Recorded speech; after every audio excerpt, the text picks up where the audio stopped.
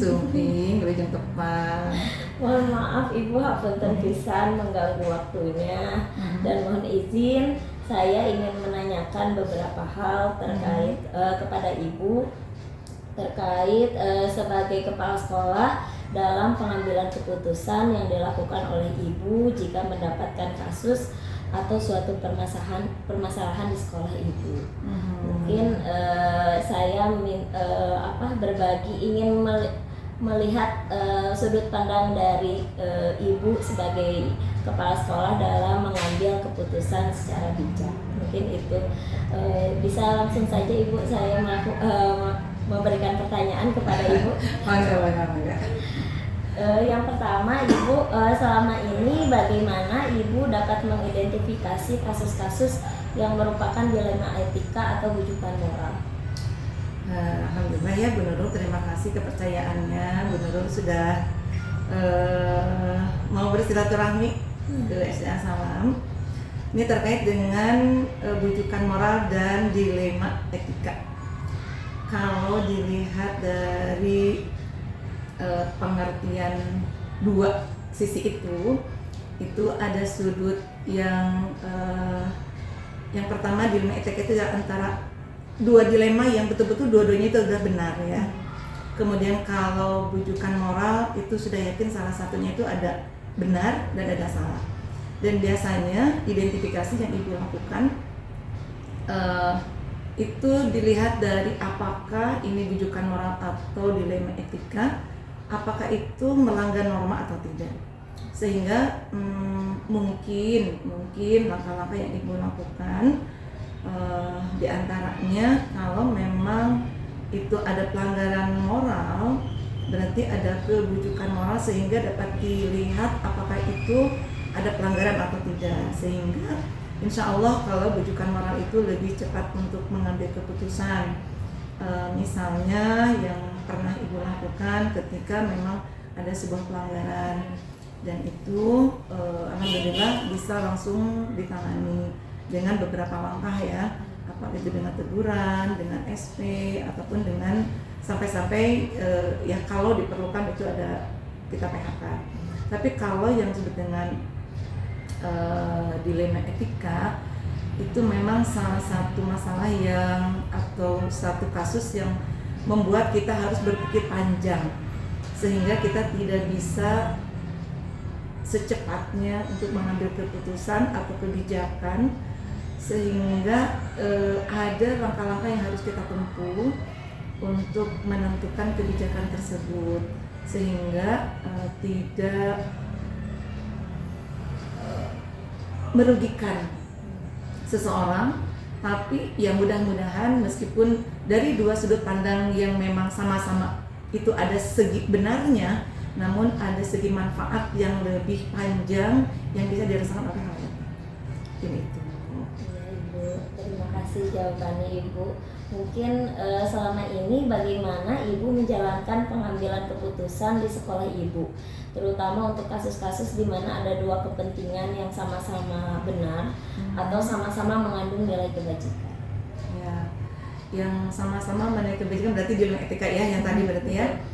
Nah, langkah-langkah yang Ibu lakukan selama ini, Ibu mengumpulkan dulu fakta-fakta pendukungnya dari dua kasus atau dua masalah yang ada kebajikan dua-duanya itu. Ibu kumpulkan dulu fakta-fakta pendukungnya mana yang lebih dominan mendukung kebenaran yang lebih banyak dari manfaat yang lebih banyak. Ibu musyawarah dengan rekan-rekan dari staf dari para PKS, mengumpulkan data-data dan informasi sehingga memberikan satu kejelasan pemantapan Ibu di mana Ibu harus mengambil keputusan tersebut. Jadi Ibu tidak gegabah langsung memutuskan, namun insya Allah Ibu bermusyawarah dulu dengan rekan-rekan, mengumpulkan data-data apakah ini ada pelanggaran norma atau tidak, kemudian juga dari segi positif negatifnya, kemudian juga dari kebermanfaatan apakah jangka panjang, jangka menengah, apakah ini untuk khalayak banyak ataupun untuk pribadi. Mungkin itu yang benar. Berarti memang Ibu melakukan langkah-langkah mulai dari fakta-faktanya dulu, dilihat dari fakta-faktanya lalu bermusyawarah ya Bu ya, Bermusyawarah. dengan rekan guru ataupun pihak-pihak terkait ya. Ya, iya. Mungkin selanjutnya hal-hal apa saja yang selama ini Ibu anggap efektif dalam pengambilan keputusan pada kasus-kasus dilema etika? Yang efektif seperti langkah yang Ibu lakukan tadi, yaitu dengan musyawarah pada akhirnya. Itu yang menurut Ibu itu lebih efektif. Karena jujur untuk mengambil kebijakan yang sudut pandang yang betul-betul itu ada segi positifnya atau ada kebajikannya, Ibu harus selektif dalam menentukannya. Karena jangan sampai kebijakan itu diambil namun tidak kemanfaatannya itu atau kurang gitu, sehingga keefektifan Ibu selain tadi mengumpulkan fakta, kemudian juga Ibu melihat juga regulasi-regulasi yang apakah itu ada pelanggaran hukum atau tidak, kemudian juga berbagai sumber, bukan hanya dari fakta-fakta yang ada di sekolah ataupun juga kita mungkin terkait dengan yang lainnya. Dan yang lebih efektif itu memang Ibu bermusyawarah dengan rekan-rekan yang ada di sekolah gitu. Berarti musyawarah kuncinya ya Bu ya. Musyawarah baik itu dengan staf ataupun dengan yayasan, karena terkadang ada masalah yang memang berkaitan dengan yayasan ataupun dengan orang tua, sehingga keputusan itu harus betul-betul diambil dengan sangat bijak. Itu keputusannya tidak secepatnya, namun itu mungkin membutuhkan waktu yang cukup panjang. Musyawarah pertama, kedua, sampai Ibu harus melaksanakan home visit, ya, home visit bagaimana terkait dengan masalah ini, kemudian kemanfaatannya dan sebagainya. Orang-orang yang terkait juga Ibu kumpulkan data-datanya sehingga betul-betul dapat menjadi bukti ketika Ibu akan mengambil sebuah keputusan. Ibu. Kemudian hal-hal apa saja yang selama ini Ibu merupakan tantangan? Hal-hal apa yang selama ini menjadi tantangan bagi Ibu dalam pengambilan keputusan pada kasus-kasus dilema etika? Nah, itu dia. Jujur ya, kalau seusia Ibu ada tantangan-tantangan. Satu, Ibu menembus yang para senior. Guru-guru yang sudah senior, kadang Ibu juga harus luas untuk mengajak berbicara, bermusyawarah dengan beliau-beliau ini ketika memang mereka ini ada dilema etika yang ditimbulkan dari orang tersebut. Yang kedua juga yang memang dari segi usianya lebih jauh, lebih muda. Ibu juga harus berperan, di mana Ibu harus bisa masuk ke dunia mereka, apakah itu yang senior ataupun yang junior. Sehingga yang Ibu lakukan, ya mudah-mudahan dengan langkah ini bisa masuk ke dunia mereka dan Ibu bisa menentukan langkah-langkah yang lebih bijak gitu. Nah, itulah tantangannya ketika Ibu ada masalah dengan senioritas ya. Kadang yang lebih dekat dengan Ibu, aduh ini ada masalah, tapi teman dekat gitu ya, untuk memutuskannya itu gitu. Ada juga yang memang di bawah usianya muda, berpotensi, tapi ada kendala atau ada kasus. Ibu juga harus bijaksana ya. Apakah ini harus kebijakan yang diambilnya gitu. Karena di satu sisi Ibu juga sayang, di satu sisi ini juga harus diperbaiki, tapi harus ada kebijakan yang memang harus diambil. Itulah tantangan yang Ibu rasakan selama ini. Ibu. Tapi walaupun ada tantangan harus tetap kita hadapi ya. Ya, dan tetap harus diambil Betul. dengan resiko pasti ya. Ibu kemudian apakah memiliki sebuah tata cara atau jadwal tertentu dalam sebuah penyelesaian kasus dilema etika? Apakah langsung menyelesaikan di tempat atau memiliki sebuah jadwal untuk menyelesaikannya? Kalau lihat dari kasusnya dulu, kalau kasusnya ringan itu bisa dalam jangka waktu yang tidak terlalu lama. Bahkan mungkin meskipun Ibu membutuhkan musyawarah, namun mungkin juga Ibu bisa mengambil keputusan saat itu. Namun kalau kasusnya itu cukup berat, apalagi berkaitan dengan yang lainnya, misalnya dengan yayasan, dengan orang tua, ataupun dengan unit lain. Nah, itu mungkin ibu juga harus mempunyai target dan jadwal yang ditentukan. Misalnya, ibu kalau lihat dari kasus yang pernah terjadi, ini dalam 1 bulan harus selesai. Itu ada kalanya seperti itu. Namun ada kalanya juga ini 1 minggu harus selesai. Gitu. Jadi kadang ada jadwal yang ditentukan, tapi kadang juga memang bisa langsung dilaksanakan. Berarti situasional ya Bu ya. Betul. Kita melihatnya. Selanjutnya Ibu, adakah seseorang atau faktor-faktor apa yang selama ini mempermudah atau membantu Ibu dalam pengambilan keputusan terkait kasus-kasus dilema etika? Ada. Di yayasan ini ada yang disebut dengan litbang, di mana ibu sebagai kepala sekolah, selain ibu bermusyawarah dengan rekan-rekan staf pimpinan di sekolah, ibu juga mempunyai atasan, itu yayasan dan litbang, di mana ibu ada yang memberikan penguatan yang ibu bisa dijadikan sebagai untuk sharing ya, mengambil keputusan. Jadi setiap dilema etika yang ibu alami ketika ibu sudah merasa belum menemukan jalan keluar, ibu bermusyawarah dengan rekan-rekan juga belum menemukan jalan keluar, ibu langsung dengan yayasan dan tim litbang. Memang ada langkah-langkah tersendiri ya. Ada, iya, sesuai juga dengan kebutuhan juga ya, iya, dengan betul, masalah yang betul. dihadapinya. Kemudian terakhir Ibu, dari semua hal yang telah disampaikan Ibu, pembelajaran apa yang dapat Ibu ketik dari pengalaman Ibu mengambil keputusan dilema etika? Pasti banyak pengalaman ataupun hikmah ya yang bisa kita raih dari semua kasus-kasus ataupun dilema etika yang pernah ada.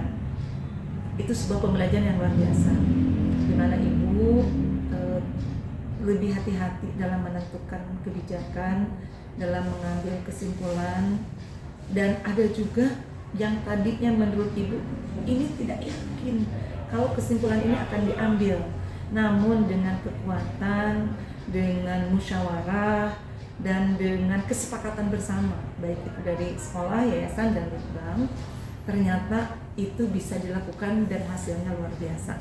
Jadi banyak sekali manfaat yang ibu rasakan dalam mengambil kebijakan untuk selanjutnya.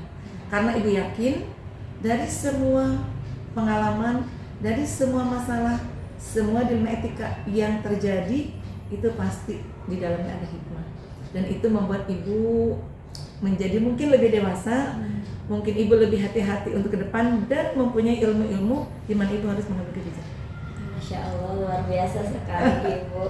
Hatur nuhun bisa Sami-sami. Ibu. Terima kasih banyak jawaban-jawabannya yang sudah Ibu berikan. Insya Allah akan menambah ilmu dan wawasan bagi saya, khususnya di sini melihat pengalaman Ibu sebagai pimpinan sekolah terkait dalam pengambilan keputusan yang sangat-sangat apa ya, tiap hari dijalani ya Bu ya, ada saja pengambilan keputusan itu. Ada.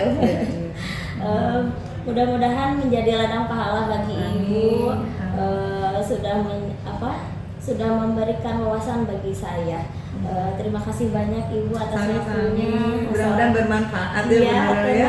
Sukses selalu. Sangat bermanfaat. Iya. Wassalamualaikum warahmatullahi wabarakatuh. Waalaikumsalam warahmatullahi wabarakatuh. Assalamualaikum warahmatullahi wabarakatuh, Bapak. Waalaikumsalam warahmatullahi wabarakatuh. Mohon izin, saya Nurul dari CGP Angkatan 9 mau menanyakan beberapa hal kepada Bapak sebagai kepala sekolah terkait dalam pengambilan keputusan yang dilakukan oleh Bapak jika mendapatkan kasus atau suatu permasalahan, baik baik dalam permasalahan di sekolah, dalam hak mungkin. Langsung saja Bapak, dari pertanyaan yang pertama, selama ini bagaimana Bapak dapat mengidentifikasi kasus-kasus yang merupakan dilema etika atau bujukan moral? Ya, kalau Bapak pasti melihat dari gejala-gejala yang muncul nih ya.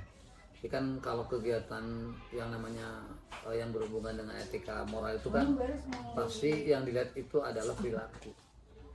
Dan pasti Bapak juga mencari konfirmasi kan, baik itu terkait dengan hal-hal perilaku yang ada pada tataran murid ya, dalam hal ini adalah anak-anak ataupun termasuk guru-guru, maka Bapak pasti akan melibatkan semuanya, bertanya dulu kepada mereka ya. Misalnya di kelas pasti Bapak akan melihat permasalahan yang terjadi, kemudian bagaimana cara guru yang bersangkutan atau wali kelas mengambil tindakan yang sesuai dengan apa yang terjadi di belakangnya. Oleh karena itu pasti Bapak akan memanggil mereka semuanya. Jadi supaya nanti tepat sasaran begitu. Tepat sasaran itu apa permasalahan yang terjadi, kemudian bagaimana cara menanganinya sehingga semuanya bisa clear dan bisa berjalan sebagaimana biasanya. Gitu. Karena sekolah tidak mau ada hal-hal yang terkait dengan anak-anak yang mungkin tadi bisa saja kan yang namanya tata moral itu etika itu bisa jadi karena ada sekarang kan lagi booming ya, ada bully gitu ya, baik bully verbal maupun mungkin barangkali di antara anak-anak berselisih dan sebagainya. Karena mereka harus dibuat nyaman, anaknya harus dibuat nyaman, gurunya juga harus nyaman, maka sekolah menjadi tentram. Ketika sekolah menjadi tentram, maka pembelajaran menjadi lancar. Betul sekali Bapak. Iya. Baik, selanjutnya Bapak selama ini bagaimana Bapak menjalankan pengambilan keputusan di sekolah Bapak, terutama untuk kasus-kasus di mana ada dua kepentingan yang sama-sama benar gitu. Jadi sama-sama merasa kasus tersebut itu sama-sama benar di dalam dua pihak dua itu, pihak. Atau sama-sama mengandung nilai kebajikan. Nah, ya contohlah mungkin di antara ada mungkin ya disebut mungkin barangkali perbedaan kesepahaman antar tindakan yang dilakukan oleh orang tua murid ya, nah, gitu. Kemudian juga ya oleh guru yang bersangkutan di sekolah, sehubungan dengan anaknya ada di kelas berapa. Bapak yakin kalau orang tua itu kan masih seburuk apapun terhadap tadi sikap pola tingkah laku anak, pasti orang tua akan membela. Tetapi Bapak akan memanggil semuanya, baik pihak orang tua tadi, begitupun pihak kalau memang itu berselisihnya dengan guru karena kesalahpahaman ya Bapak panggil dua-duanya. Supaya apa? Supaya memang kita menempatkan sebuah permasalahan yang terjadi itu, oh ini bukan berarti oh ini mah hanya ada pada tataran guru, oh ini mah hak saya kepala sekolah wali murid gitu. Sehingga pihak Bapak sebagai pemangku kebijakan itu kan tidak, oh Bapak mau berpihak pada guru karena mentang-mentang gurunya di sini, atau berpihak pada wali murid, wali muridnya begitu dekat dengan Bapak, kan tidak begitu. Jadi semuanya mereka merasa harus terlayani dan pada akhirnya itu dalam ending yang menyenangkan, sehingga tidak membuat mereka justru memperpanjang permasalahan di luar. Itu yang Bapak tidak inginkan. Insyaallah semua pasti akan Bapak libatkan, dari mulai Laisus, penjaga sekolah, kemudian TU, kemudian guru, begitupun orang tua, murid, mereka kita panggil sama-sama duduk dalam porsi dan tempat yang sama. Kemudian kita tanya apa sih yang menjadi permasalahan, dan mudah-mudahan ketika keterbukaan seperti itu dirasa mudah-mudahan lebih bisa meyakinkan pada mereka semua. Berarti Bapak mengambil musyawarah jalan musyawarah. Harus musyawarah. Mengambil keputusan. Ya, tidak berpihak ya. Iya, betul. Selanjutnya Bapak, langkah-langkah atau prosedur seperti apa yang biasa Bapak lakukan selama ini dalam menangani kasus-kasus tersebut?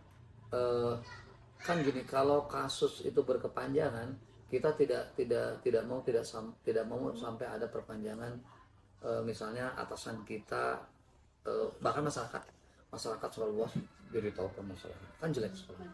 Kemudian juga mungkin bisa jadi kebijakan itu pemangku kebijakan di atasnya sampai mungkin dengan bahasa kedinasan sebagainya, itu justru akan mencoreng-moreng sekolah kita.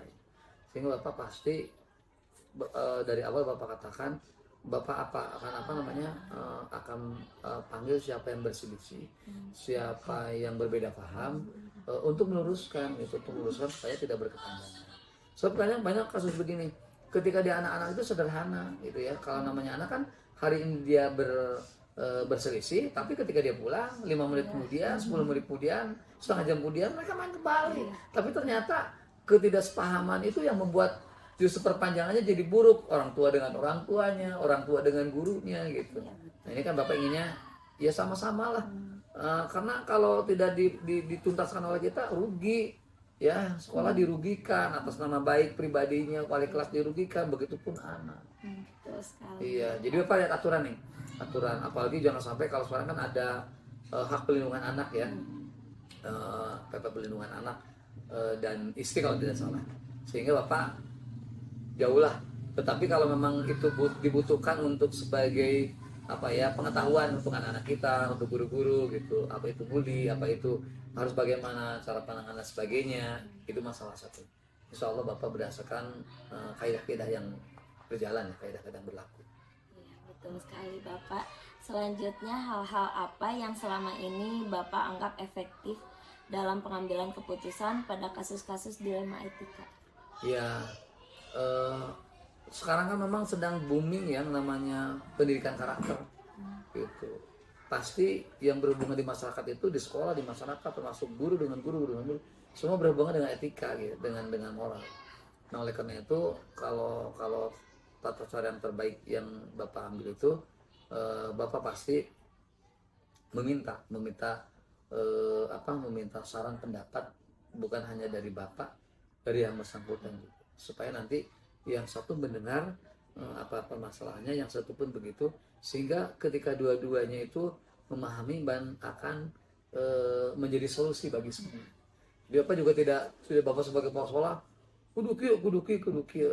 Ya mungkin kalau memang menurut Bapak itu benar, tapi kan belum tentu benar, belum tentu nyaman, belum tentu seenak apa yang mereka rasakan gitu ya. Maka insya Allah lah tadi masyarakat musyawarah ya harus kita lakukan, juga mengajak instansi-instansi yang lain yang ada di masyarakat, apalagi kalau merambah ke tingkat RT, tingkat RW, mereka juga sebagai pemangku kebijakan itu harus diajak. Jadi harus selaras ya. Iya, ini harus selaras itu. Betul. Jadi hal-hal apa saja yang selama ini merupakan tantangan dalam pengambilan keputusan pada kasus-kasus dilema etika? Iya banyak sih, ya, terutama pelanggaran terhadap tata aturan sekolah. Itu kan ya, anak-anak kan pasti kan dari hal yang kecil tentang atribut baju misalnya gitu, berpakaian, kemudian dia datang terlambat dan sebagainya. Ya tidak jauh dari kami sebagai kepala sekolah, saya sebagai sekolah, termasuk guru-guru sini juga sama pasti hal-hal seperti itu ya, terkait satu, Waalaikumsalam warahmatullahi, aturan yang dibuat sekolah yang dilanggar, itu yang harus diluruskan gitu ya. Terkait dengan anak, bagaimana mungkin sikap, perilaku, tingkah laku, tindak lanjut bagi mereka, cara menghargai kepada guru, sehingga Bapak ingin bukan hanya kaidah-kaidah hukum yang berlaku di masyarakat itu kan, justru ada hukum yang tidak tertulis tetapi itu menjadi sorotan gitu ya, menjadi memang harus diberlakukan, dikuatkan oleh kita. Contoh misalnya tadi rasa empati, rasa simpati, rasa memiliki gitu. Kalau semua itu, maka dia siapapun di antara kita, anak-anak, guru, termasuk saya sebagai kepala bisa menempatkan gitu. Bijak sekali Bapak. Selanjutnya, apakah Bapak memiliki sebuah tata cara atau jadwal dalam sebuah penyelesaian kasus dilema etika? Ya, misalnya gini, permasalahan itu sebenarnya tidak bisa dalam satu hari, kemudian satu kali tindakan kita berikan, mereka merasa sudah terselesaikan atau nyaman. Maka Bapak lihatnya ada hal yang memang harus kita biasakan. Contoh misalnya supaya anak-anak itu terbiasa dengan sikap perilaku yang sopan dan santun, maka kita ada pembiasaan tertentu. Misalnya gini, ketika di hari Rabu kita ada kegiatan di sana pendidikan karakter lewat kepramukaan. Ya, kemudian pembiasaan dulu di hari Jumat kita ada yang namanya mungkin Jumat rohani ya. Itu bahkan menampilkan bukan hanya sekedar teolotik, dia ke depan kemudian temannya memberi sesuatu kepada temannya. Bagaimana sih cara komunikasi yang dia lakukan ketika memberi sesuatu, kemudian yang menerima mengucapkan apa? Itu kan anak-anak kita udah banyak yang hilang. Jadi ketika diberi ada yang menolong, lumrah gitu ya. Jadi perasaan tuh hanya berjalan begitu saja gitu. Padahal itu hal-hal yang sungguh mahal ya, sangat mahal dan memang harus sabar gitu, harus sabar. Itu pembiasaan itu. Kemudian juga alhamdulillah kita ada kita membiasakan yang tetap yang lima karakter yang kita lakukan. Salam, senyum, sapa, ya, sopan dan santun itu harus kita lakukan. Karena anak-anak itu harus sering gitu, tidak bisa sekali, 2 kali, sehari, 2 hari. Bahkan pembiasaan itu jangan sampai ketika 1 bulan, 2 bulan, di kita kan budayanya begitu. Kesananya aku masih seperti yang dulu. Gitu nih ya. Ya mudah-mudahan memang harus ada kerjasama nih dari semua pihak gitu ya. Jadi lain anu rewel teh guruna we mungkul atau misalnya kepala sekolahnya mungkul, harus semua gitu. Kepala sekolah juga memberikan perhatian. Kemudian gurunya juga menyapa dan lain sebagainya itu secara terus-menerus. Baik di awal pelajaran, di tengah pelajaran, bahkan di akhir gitu. Betul sekali Bapak, jadi perlu adanya kerjasama ya Bapak ya. Selanjutnya Bapak, adakah seseorang atau faktor-faktor apa yang selama ini mempermudah atau membantu Bapak dalam pengambilan keputusan terhadap penyelesaian permasalahan? Kalau di SMP, kalau dulu ada BP ya, dulu mah namanya ada BP gitu ya. Ketika si anak mengalami permasalahan ataupun siapapun itu bisa gitu diluruskan atau mungkin barangkali menemui BP. Kalau di kita kan apalagi di sekolah dasar ya, ini kita berbicara sekolah dasar ya. Dan sekolah dasar itu sekarang kan SD SMP. Melihat memang kita paling tidak ya mengajak, tadi kata Bapak Maya, harus mengajak orang-orang tentu yang dianggap dia lebih santun. Bapak lihat gitu. Ada beberapa guru mungkin ternyata rasa simpatinya lebih hebat, rasa memilikinya lebih hebat, sehingga mungkin ke sekolah teh kadang-kadang tidak hanya berkuar kebersihan, tapi mereka memberikan contoh gitu, berikan contoh, diambil dan sebagainya. Dan itu dilakukan bukan hanya sekali 2 kali, dan ketika dilakukan berkali-kali maka akan menjadi suri teladan kan. Begitupun harusnya Bapak, jadi ada sama. Bapak lihat yang sekarang itu harusnya semua sama, baik dari tujuan yang digugurkan itu kan untuk kepentingan ya muridnya, ya gurunya, ya tata usahanya, ya kepala sekolahnya. Maka coba semua dilakukan dengan penuh kesadaran dan terus menerus istiqomah kalau bahasa ini ya. Itu dilakukan bersama-sama gitu, agar menjadi bisa ala biasa gitu ya, ketenangan, kenyamanan, karena dilakukan terus-menerus pasti akan menjadi sebuah kebutuhan gitu. Berarti kalau Bapak itu berarti ketika pengambilan keputusan itu tidak hanya sendiri ya Bapak? Tidak lain lah. Iya, karena Bapak pikir itu benar ya. Iya, betul, ya mungkin kalau buat Bapak yang iya. dianggap orang lain mungkin dituakan di sini gitu ya. Ya mudah-mudahan tidak tuanya berdasarkan usianya demi. Tapi tua karena pikiran dan kematangan dalam mengambil tindakan gitu ya. Karena belum tentu benar menurut kita, belum tentu benar menurut orang lain gitu ya Pak ya. Kan salah satu dosa pendidikan seperti itu. Kita melihat bahwa budaknya juga robot gitu ya. Kudu dikitu kumaha urang we nu ngabentukna. Tidak. Kalau robot kan barang mati. Kalau manusia itu, anak manusia itu adalah barang hidup yang senantiasa mengalami dinamika perkembangan. Gitu. Bapak. Kalau dari semua hal yang telah disampaikan, pembelajaran apa yang bisa Bapak pengalaman Bapak ketika mengambil keputusan dalam Bapak mungkin begini, Bapak tadi bergeming dari contoh ya. Ketika kita bergaul, orang itu akan nyaman, tenang, siapapun murid, guru, kalau dia sudah merasa disenangi oleh yang lain dan dia merasa senang, aman, tidak ada gangguan yang membuat dia ketika bekerja itu terpaksa begitu. Nah, sehingga Bapak melihat dengan hal terjadi seperti itu ya harus saling ya, harus saling sih, memang sih di sana tuh harus saling, jangan kita ingin selalu dimengerti oleh orang lain gitu ya gitu. Jangan orang lain yang harus dimengerti oleh kita, ya kita juga harus bisa dimengerti oleh orang lain sehingga bisa adaptasi kan gitu ya. Adaptasi itu menerima kelebihan kekurangan orang lain, diri kita, sehingga kita adalah bagian lingkup orang lain yang tidak bisa dipisahkan. Nah suatu ketika pasti kita pun membutuhkan orang lain, sehingga sosial itu harus didahulukan. Betul sekali, Bapak. Terima kasih banyak Bapak atas jawaban-jawaban yang sudah Bapak berikan. Insya Allah akan menambah kembali ilmu dan wawasan khususnya bagi saya dalam pendidikan ini calon guru penggerak. Hanya satu aja Neng, Bapaknya satu. Memang yang terputus itu kan kita semua kan harus punya bahasanya ya, kalau istiqomah mah udah pasti ya. Jadi kudu sasarangan. Iya.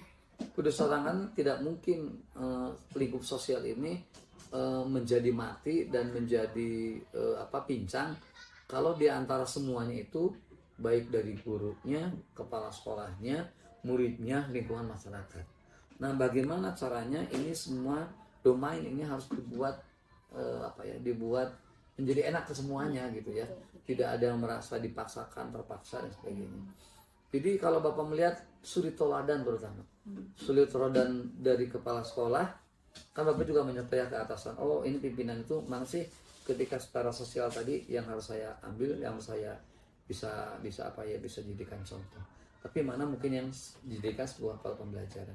Sehingga benar ketika ilmu itu apapun yang sudah kita lakukan, maka pengalaman adalah guru yang terbaik. Iya. Jadi pengalaman dari si A, Bapak ambil apanya? Cara sharingnya. Dari pengalaman B, sosialnya gitu ya. Secara ini membahas dan memberehanana dan sebagainya.